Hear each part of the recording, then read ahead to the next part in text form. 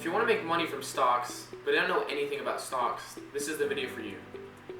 I'm not selling you some book or asking you to join a membership group. I'm just making this video to introduce you to stocks.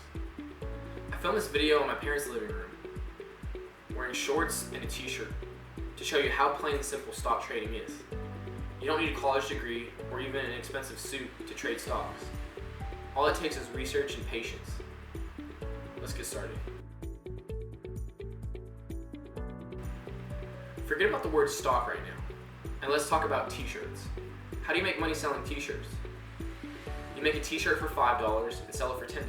You buy low and sell high. It's the same thing with any stock. You buy stock in Facebook for the current stock price. Let's pretend it's $150. Then you hold it for a certain amount of time, let's say 1 year. You notice the stock price has risen to $200 and you would like to collect your gains. You sell your stock at $200 and you have now made $50 gain from Facebook stock. Now, remember, you can also lose money. Let's switch the numbers from the Facebook example.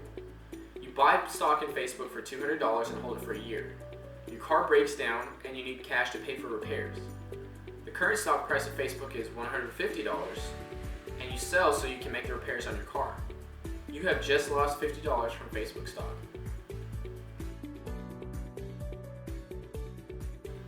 To get started, you need a way to buy and sell stock.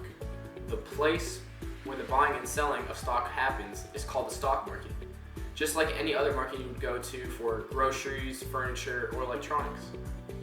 A common way to get to the market is by using a trading platform like E-Trade, Scottrade, or Robinhood.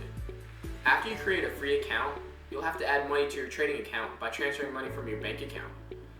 It can either be a savings or checking account, and it will usually take 7 to 10 days for the money to enter into your trading account. You can transfer money manually, have set amounts per week, month, etc., or set up direct deposit from your employer to skip the bank entirely. Once you have money in your trading account, you'll want to research what stock you want to buy and how much you want to invest in that company.